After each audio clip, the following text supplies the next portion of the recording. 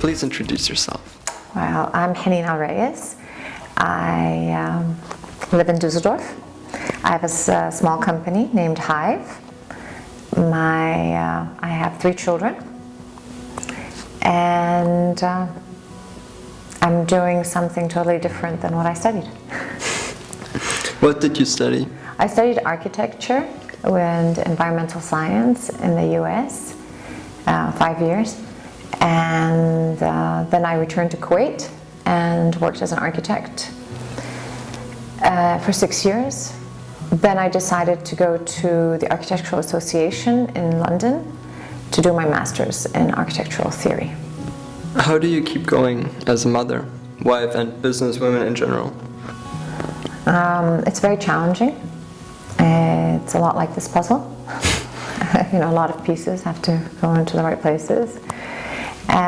It's a lot of juggling, but my business is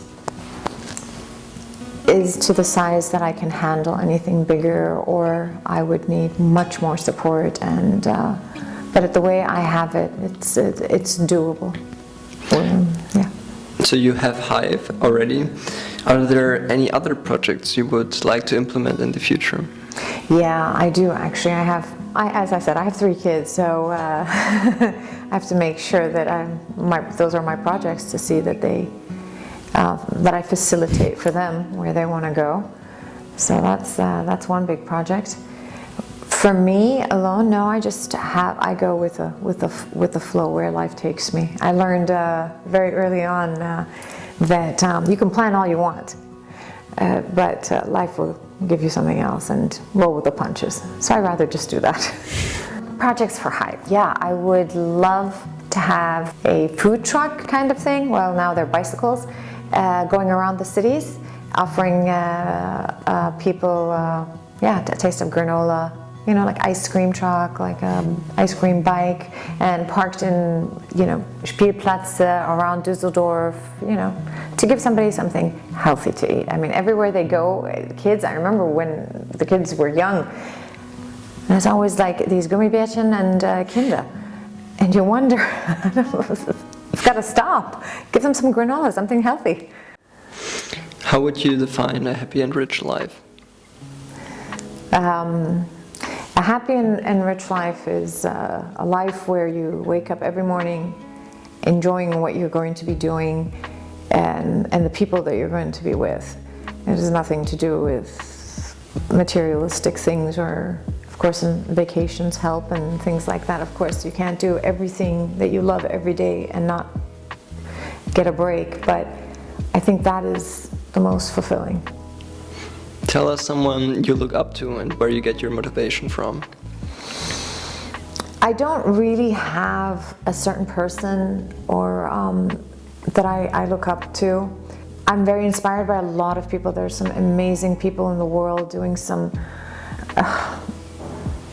more than amazing things. So yeah, I keep up to date with a lot of what's going on, but there is not one person like I aspire to become or something. I think we all have to just take inspiration from those who are doing, and especially people with disabilities who are achieving more than they were ever given thought to doing.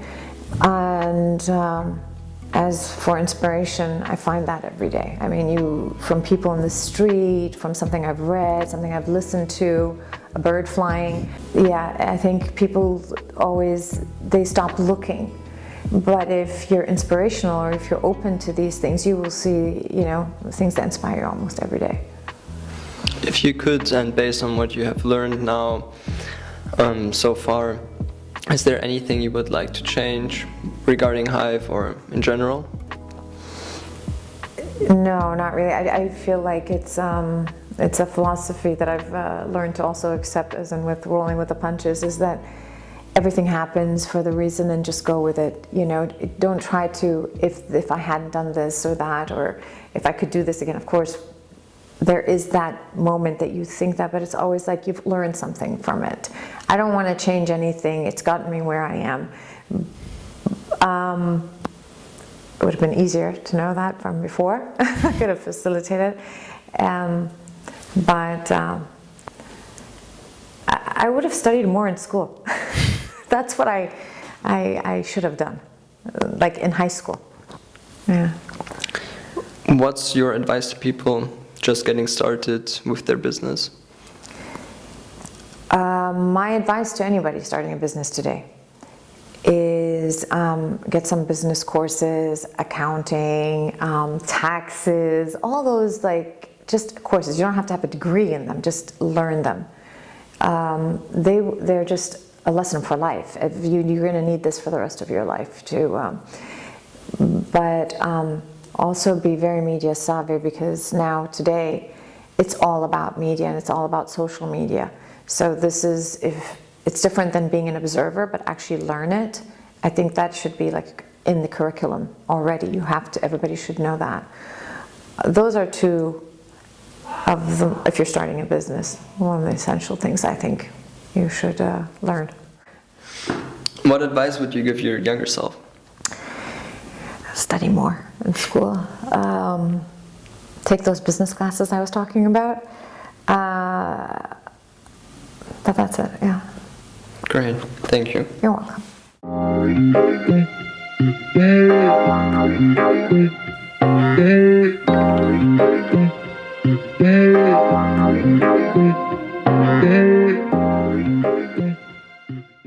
The journey actually it started as soon as I had kids.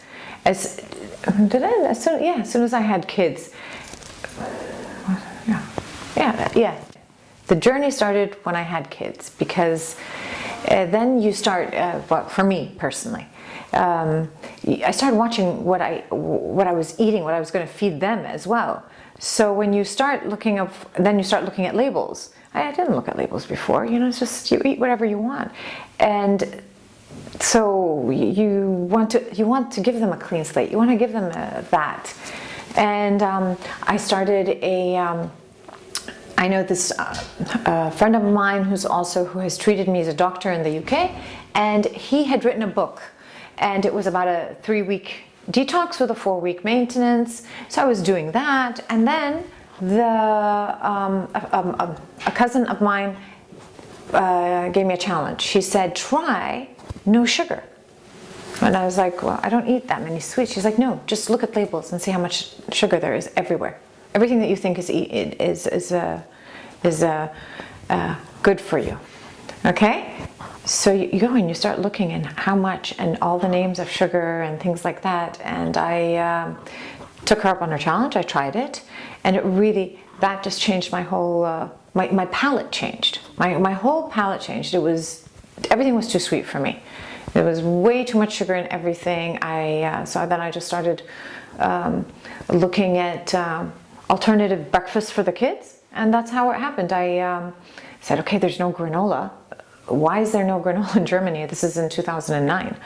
I was like, this is so weird. I would go order from Whole Foods and bring it from the UK, and I realized then, all this, because it's Whole Foods, you think, oh, it's healthy and everything. Sugar. It was all filled with sugar. I was like, okay, this can't be hard. I can make granola. I bake a lot, so I can make. Not so easy. No, not so easy. A normal granola, just oats and you're just going to bake it a little bit. Okay, that's fine. You can do that, but you have to watch it. It gets it burns very quickly. It doesn't cook that. It's a tricky thing, and. So I experimented. Most of my granolas I made were mediocre, nothing worth it.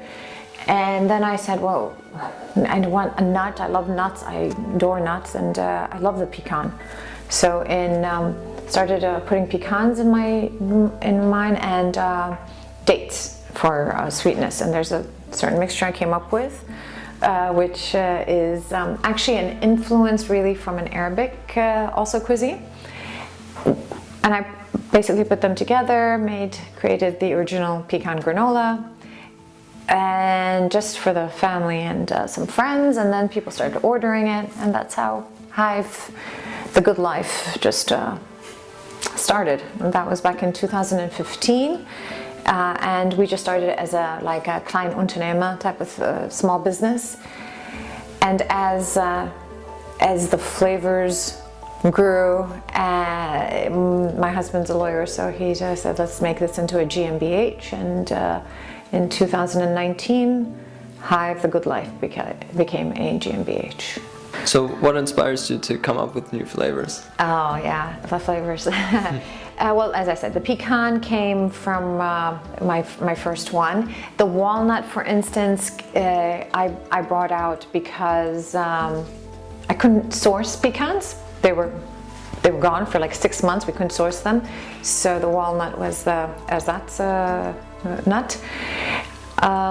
Peanut butter chocolate is because my daughter had asked me for a chocolate and a granola that was filling, and I wanted to go for a younger consumer. Then, yeah, this is my pistachio rose, for instance, came during COVID, when I just was really homesick. So it's got a lot of rose water and roses and things like that that are more from my background. And now we're releasing a sesame honey because it's a simple no-nut granola, after all my clients had actually requested something not so nutty for a change. So I listen, I get feedback, and that's how I get inspired. What does HIVE actually stand for? It's not an acronym for anything, but it is, HIVE is where the bees work and together, they collaborate to create honey for us. Well, not really, they don't know it's for us, but they, this working together towards a goal, and that's how I envisioned HIVE, that it started here, but it would be, it can be in another country. It doesn't really matter where it is, because you just work with ingredients and the people there, and so we all work together for HIVE, but that's the hives, the bees, the nature. So where do you see the future of HIVE? Ideally in my what I would like is to find like-minded individuals who maybe have a family or just want to work from home. Not really working from home, you have to have a bakery sourced, and who want to do something interesting and work towards making HIVE a real brand. I mean, right now we're just in Düsseldorf, but I find that the concept is workable anywhere. And instead of me being the source of sending it all over, instead just work with a bakery and create your HIVE. Speaking of the bakery, what is so special about the bakery that you work with? Well, it's in Südpark in Düsseldorf, so just the location alone, it's really very tranquil to go there. Also, it's a bakery that trains and hires people with disabilities. So with our team, we're 5. We have also to supervise 2 chefs because they're learning always also new recipes, or when we have a really big order and everything has to be packed at the bakery, this is something new for them to learn, and it might take them a little bit longer. However, it's just so satisfying working with people that are very inspiring. You walk in, they're very happy to see you, and it's genuine. It's genuine. It's nothing fake about it. They are a delight to work with, yeah, it's what I like to do something back for the community, and I just think it's a great cause.